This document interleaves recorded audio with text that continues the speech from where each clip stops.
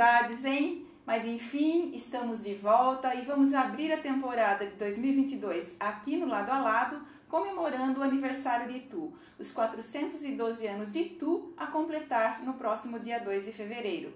Como é muita história para contar, nós vamos dividir o assunto em 2 programas. No programa de hoje, nós vamos falar do tempo que vem lá da fundação da cidade até o ciclo da cana-de-açúcar. No segundo programa, na sexta-feira que vem, nós vamos abordar a época da cafeicultura, da industrialização, da formação da sociedade ituana, enfim, do seu desenvolvimento até os dias atuais. Para essa missão, eu só poderia contar com a ajuda do querido professor e historiador Luiz Roberto de Francisco. Bem-vindo, professor. Obrigado, estou muito feliz em estar aqui mais uma vez com você, né? E sobretudo o convite que você me fez para inaugurar o cenário novo, né? Que também abre a temporada nova do programa, né? Obrigado mais uma vez. Eu é que agradeço, né, essa importante participação de hoje e vou aproveitar o momento para agradecer também o pessoal lá da agência Layout, que com carinho cuidou aqui do nosso novo visual do Lado a Lado, também o pessoal da Vila Zen Decor e da Arte Isaac. Obrigadão, hein? Vamos lá, professor? Então, Domingos Fernandes e Cristóvão Diniz, né, eram bandeirantes e a eles se atribui a fundação da cidade de Itu em 1610, com a construção de uma capela em devoção a Nossa Senhora da Candelária. Agora é com você. De fato, essa é a história que está melhor registrada sobre a origem da cidade, inclusive o autor que primeiro trata disso é o Francisco Nardi Filho. Eu trouxe aqui o exemplar que foi publicado em 1928. 28? A cidade de Itu. O Nardi escreveu uma série de artigos ao longo de alguns anos nos jornais que eram disponíveis, e os primeiros artigos sobre a história de Itu saíram justamente no jornal Federação, que ainda existe, né? Há 100 anos, no final de 1921 e início de 1922, né? E num deles, justamente, ele trata da fundação da cidade, dizendo que o Domingos Fernandes deixou uma bandeira na qual ele estava atuando, que teria ido para a região do Guairá, no sul, e ao deixar, então, ele teria vindo para cá, já casado, com uma família constituída, e uma das filhas já casadas, naquele tempo se casava muito cedo, né? E então o genro dele, chamado Cristóvão Diniz, ambos paulistanos, teriam sido os fundadores, né, da cidade. Então essa é a documentação que temos hoje a respeito na crônica do Francisco Nardi Filho, reunida nessa obra, não é? Teria sido essa a origem da cidade, uma pequena comunidade, né, um povoado em torno de uma capela, como era comum no modelo de colonização português, que tinha sempre como ponto de partida um templo, uma igreja, não é? Ao mesmo tempo desenvolver e catequizar, evangelizar, não é? E essas igrejas eram pontos de apoio para o próprio desenvolvimento da sociedade, né? As irmandades, os encontros, reuniões, não é? E então tudo se desenvolvia em torno daquela igreja, que ficaria mais ou menos onde está a Igreja do Bom Jesus hoje, né? Um pouquinho adiante, uma capela modesta, pequena. E tem o Marco Zero lá na praça justamente, do Bom Jesus, né? Justamente. Alguns historiadores, não é, pesquisadores desse período, assim, especialistas, digamos, imaginam que essa capela teria sido mais ou menos como a capela de São Miguel, em São Miguel Paulista, que é uma capela justamente do século XVII, né? Muito difícil a gente saber, não existe imagem, não existe desenho, nada, apenas essa sugestão, né, de que fosse mais ou menos assim. Uma imagem da padroeira, uma imagem de terracota, né, de barro, que, enfim, é o primeiro ponto de apoio, primeiro lugar social de tudo. Assim, e o que nós tínhamos aqui na região antes da chegada dos bandeirantes? Essa é a parte mais difícil da história, porque é a parte menos documentada. Há muitos estudos que são arqueológicos que mostram vários pontos em que indígenas estavam situados, e talvez houvesse realmente um ponto na região central de Itu, né, naquela parte mais alta, que tem dois córregos, né, o córrego do Tabuão e o córrego do Brochado, né, que estão em torno dele. Então, talvez fosse um núcleo realmente de vida dos indígenas, né? Foram encontradas muitas igaçabas, né, que são urnas funerárias, né, que o Museu de Salto tem 2 ou 3 em exposição. Foram encontradas nessa região, né? Então, o que havia antes aqui? Indígenas que eram nômades ou seminômades, circulando por essa região, né, de mata aqui, com água próximo. Então, era uma vida, digamos, de aborígenes, né, de indígenas, de a vida selvagem, para usar uma palavra que se usava muito antigamente, não é? De caça, pesca e coleta. E como que foi, então, acontecendo o desenvolvimento de Itu nesse começo aí, né? Porque Domingos Fernandes e o Cristóvão Diniz erigiram a capela, e depois, como é que foi? Itu foi se tornando esse centro comercial aqui da região? Provavelmente trouxeram indígenas para trabalhar em roça de sobrevivência, né? Roça de milho, feijão, mandioca, dos próprios hábitos dos indígenas, né? Esses bandeirantes eram todos originários também de indígenas, né? Eram miscigenados. Então, o Domingos Fernandes, por exemplo, ele era bisneto do cacique de Ibiriçá, né? A mãe dele era neta do cacique de Ibiriçá e o pai era português. Esse casal recebeu uma sesmaria, uma porção de terra, justamente nessa região em que nós estamos, né? Quando a gente fala de Itu, a gente está falando de Itu, Salto, Porto Feliz, Indaiatuba, Cabriúva. Essa região. Né? Itu é a mais antiga. Depois houve os desmembramentos e foram surgindo os outros municípios, né, outras cidades. Então, essa parte da sesmaria coube ao Domingos Fernandes, né? Então, ele tinha primeiro um porto aqui em Salto, o Porto Góis, né, que era de interesse para a circulação de mercadorias, e posteriormente o porto de Araritaguaba, né, Porto Feliz. Porto Feliz. Então, os descendentes de Domingos Fernandes e agregados, né, de Domingos Fernandes, uma filha só dele ficou em Itu. As outras famílias foram circulando por outras regiões próximas, né? Mas esses agregados vão desenvolvendo uma economia, além da subsistência de que nós já falamos, das roças, não é? E aí é que começa justamente uma rede aqui, um entroncamento de comércio para dar suporte a regiões de mineração, ou pelo menos das monções, né, tão famosas de Porto Feliz, ou também outras viagens de investigação, né, para procurar o ouro, né? Às vezes a gente fala assim, o ouro foi encontrado, mas foram quase 300 anos, quase 200 anos da colonização, da chegada desses portugueses ao Brasil, até se encontrar ouro em quantidade em Ouro Preto, né? 1699. São 200 anos. Quantas gerações passaram, né, por isso? Então, os netos do Domingos Fernandes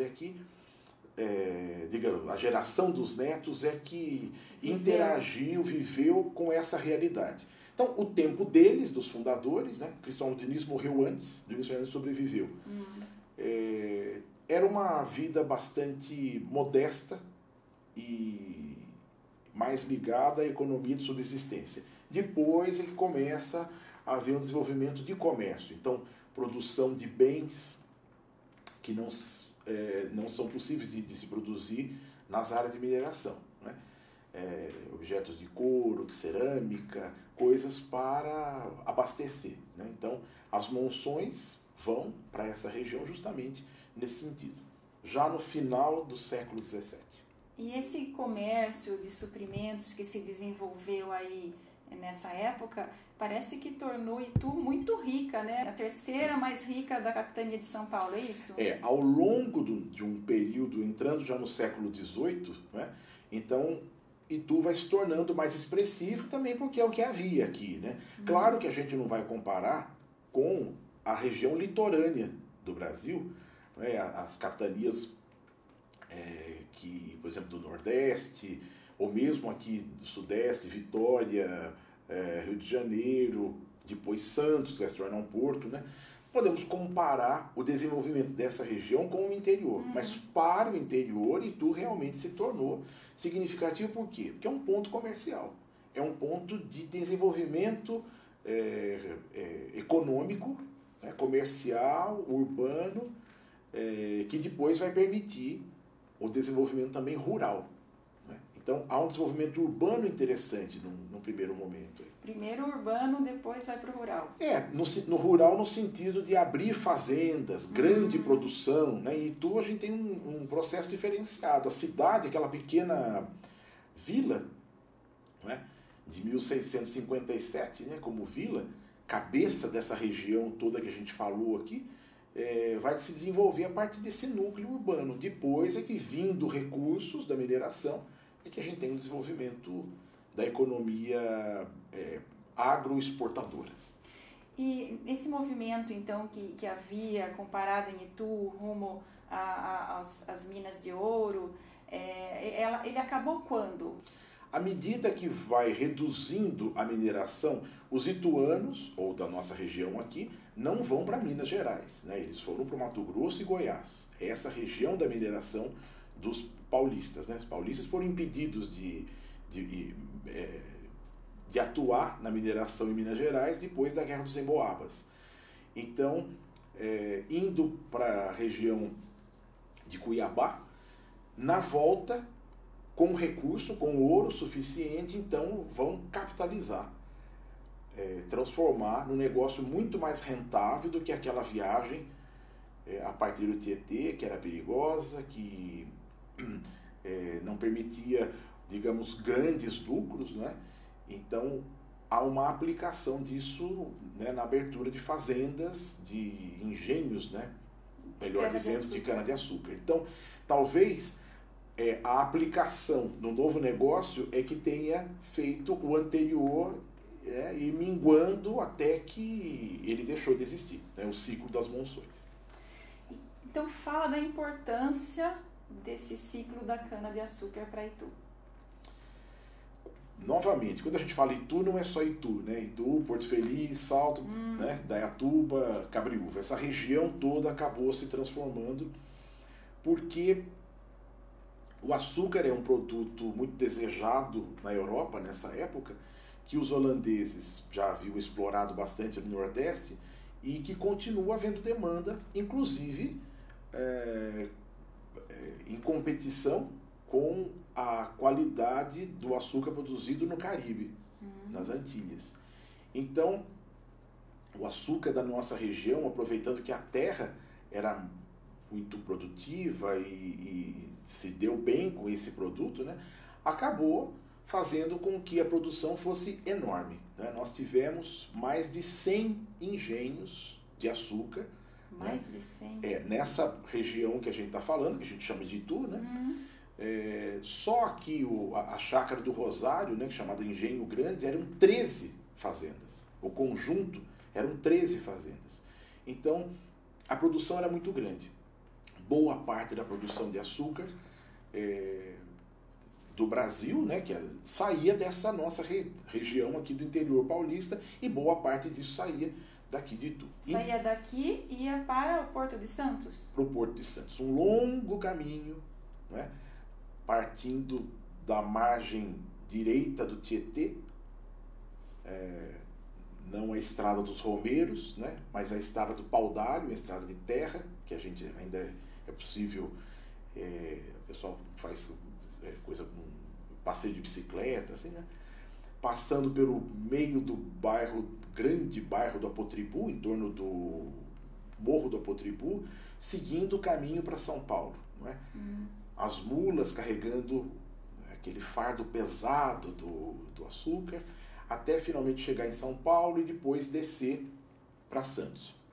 1750, com o governador Lorena, Então a gente tem uma estrada para descer de São Paulo até Santos, que facilitou um pouco esse caminho, né? Estrada do Loreno, Caminho do Loreno, é uma estrada lindíssima que é um passeio interessante hoje para quem tem curiosidade nesse período, né? E então isso demandava umas 2 ou 3 semanas de viagem, né, daqui até lá. Comprar as mulas, né, e chegar até Santos, né, depois se desfazer também dessas mulas lá, não voltavam com tudo isso. Então é um processo difícil, complicado, tenso, que tem que ser muito bem planejado. Não é? Há um romance histórico que se passa em Itu, nessa época, chamado Candeias em Espelho d'Água. De quem? De que autor? Da professora Marli Perecim. É uma autora de Piracicaba, uma historiadora que ousou contar a história através do romance histórico. Né? Ela tem uma produção muito interessante. Mas o Candeias eu considero assim, o livro mais significativo para a gente. Assim, né? Se passa entre Itu, Sorocaba e Piracicaba, inclusive a fundação de Piracicaba, entre o finalzinho do século XVIII e início do XIX. É uma leitura envolvente, a gente não quer mais deixar aqueles personagens, de repente a gente se vê andando nas ruas antigas de Itu, de Sorocaba, na mata da região. Boa dica de leitura, hein? Muito interessante. Foi lançado em 1990. Encontra ainda? Hoje acho que só na estante virtual. Mas vale a pena a leitura. Professor, e quais as principais fazendas de cana-de-açúcar da época e as principais edificações que são dessa época do ciclo da cana-de-açúcar? Nós ainda temos em Itu algumas construções desse período. Eu acho que a mais importante, eu já falei, a Chácara do Rosário, né, o Engenho Grande. Aquela casa está ali naquele lugar, na Estrada Velha do Salto, desde 1750. Foi comprada pela família Pacheco em 1756, ainda com os 13 sítios, né? E a mesma família mora na casa até hoje. São 7 gerações que já, enfim, mudaram muito o uso, né, da propriedade, né? Ela se reduziu bastante, mas é a mesma construção. Acho que essa é a mais importante, de linhas bandeiristas, né? Não é uma casa bandeirista, mas ela é de linha bandeirista. Depois existe a fazenda Piraí, não é? Agora nós estamos falando já da estrada de Jundiaí, né? Estrada dos Matacões. Então a fazenda que é hoje hotel 5 estrelas, né? Fazenda Capoava. Outra casa bastante representativa, né, desse período, que depois vão entrar numa produção de café. E há outras construções que foram ampliadas e não têm talvez mais a aparência das fazendas desse período, porque foram atualizadas, né, na arquitetura, servindo para a moradia dos homens, das famílias que produziram posteriormente café. Também vale lembrar a Fazenda Conceição, no outro lado da cidade, também muito representativa. Então, a gente vê que, né, essas construções ficaram aí, sobraram, né, representantes, testemunhas desse tempo. Né? E na cidade, as construções que foram erguidas para ser a casa da cidade. Né? Nesse tempo interessante, as pessoas tinham um cotidiano diferente do que a gente possa ter, né, hoje, de viver na cidade e aos finais de semana procurar, por exemplo, campo, chácara. Era campo. o inverso. Exatamente, né? O inverso. Né? No domingo as pessoas iam para a cidade, para a missa, para a reunião de câmara, né, quem era vereador, para comprar bens que não havia no sítio, não é? Por exemplo, cerâmica, né? Mel, sal, azeite para os candeeiros. Então é o momento da circulação.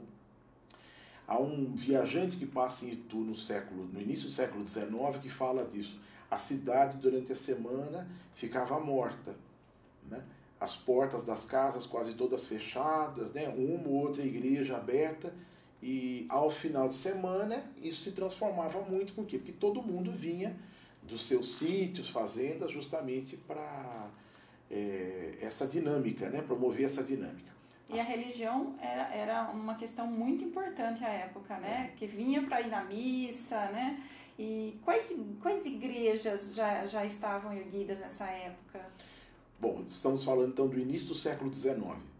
Então a gente já tinha a Igreja do Bom Jesus, aquela capela antiga, nós falamos do Domingos Fernandes, já tinha sido demolida, a Igreja do Bom Jesus já tinha sido reconstruída, é a mais antiga que nós temos hoje, disso que a gente vai falar agora. A Capela de Santa Rita, que fica a 2 quadras da matriz, mas era arrabalde. Por quê? Porque quando ela foi construída, a vila realmente era muito pequena. Né? 1726. Era periferia. Periferia, exatamente. Ficava fora desse núcleo central. Né? Já existia, óbvio, a igreja matriz, não é? A antiga foi demolida no meio da praça e construída essa grande, majestosa, né? Já decorada e tudo. E os 2 conventos que definem o espaço da vila primitiva, né? O convento de São Francisco, que não existe mais, só sobrou o cruzeiro. Perto do cruzeiro, né? Já está no fundo da praça, né? Era um conjunto de construções, 4 construções. E o conjunto do Carmo. Né? Então, que a Igreja do Carmo foi finalizada em 1777. Então, no início do século XIX, nós já temos essas igrejas e uma nova, a do Patrocínio, sendo construída fora desse lugar da vila, um pouco mais longe, o que demanda também a gente pensar que a Rua da Misericórdia, da Santa Casa, estava se desenvolvendo, né, para aqueles lados lá, por conta de um ponto de apoio novo, que é a igreja, e um casario em torno dele na praça. Né? E, professor, qual era o status da cidade de Itu nessa época que a gente está falando? 1657, ainda no tempo que Domingos Fernandes, a família Domingos Fernandes estava aqui, né? Itu é elevada a vila de Nossa Senhora da Candelária do Tuguaçu. Esse é o nome de Itu. Depois ficou só Itu. No finalzinho do século XVIII, XIX, então, tendo uma importância econômica com essa produção da açucareira e tal, né? Alguns políticos de expressão, escolas aqui que vão educando, aí as pessoas também querem ter uma formação melhor. Isso vai rompendo um isolamento, entre bastante aspas, um isolamento cultural pelas distâncias de Itu, por exemplo, para São Paulo, ou mesmo para cidades litorâneas.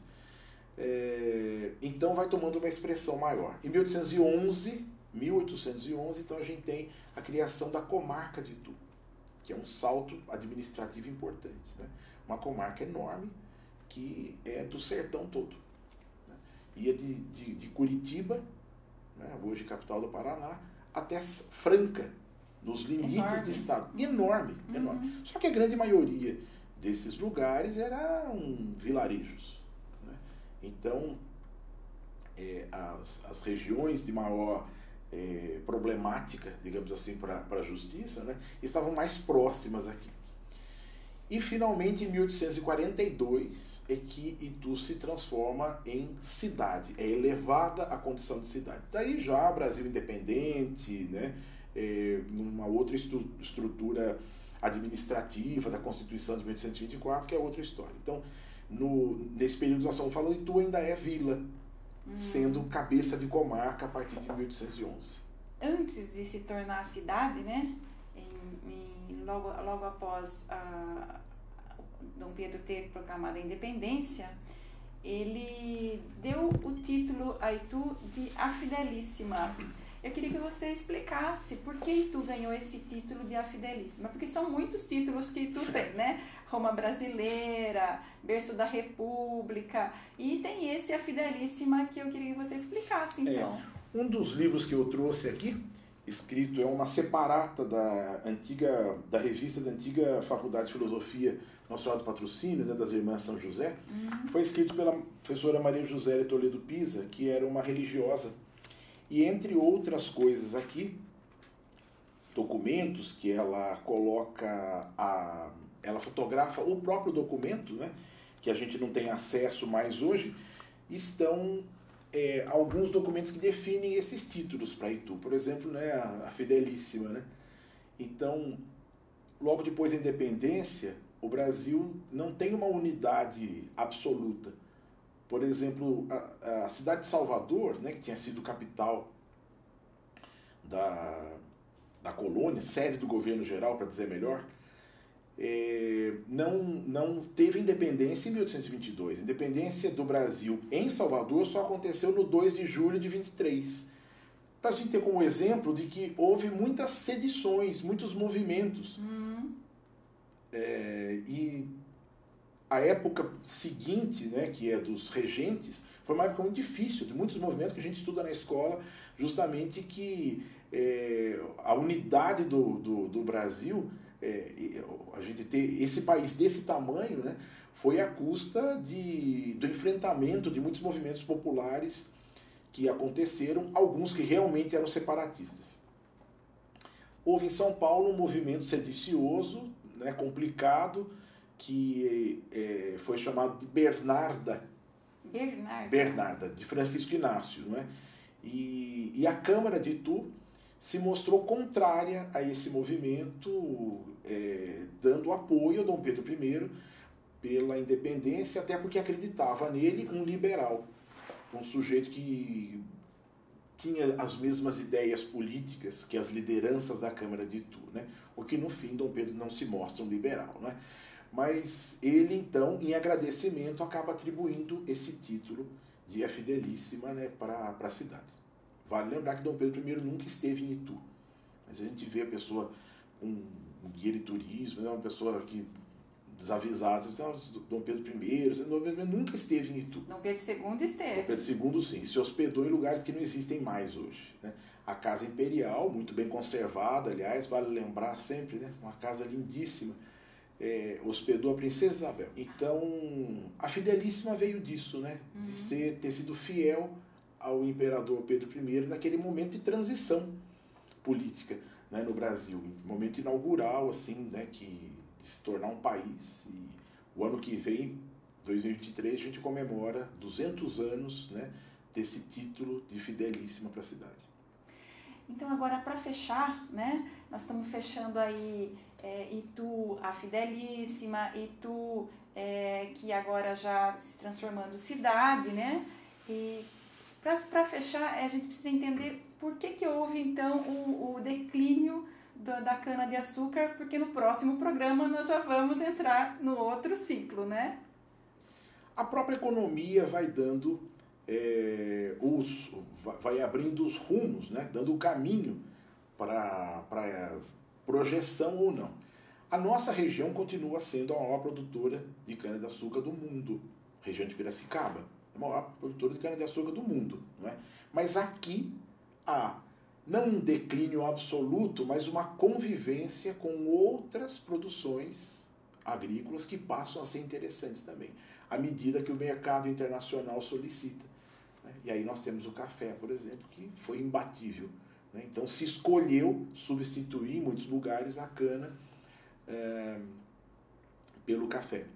Mas houve fazendas que nunca deixaram de produzir açúcar. Eu falei hoje, estou falando pela terceira vez, do Rosário, que nunca produziu café. Só produziu açúcar. Continuou produzindo açúcar até o final do século XIX. Muito bem, professor, vou agradecer você por essa participação hoje nesse primeiro episódio. Vai ter o segundo, vocês não percam, semana que vem, sexta-feira.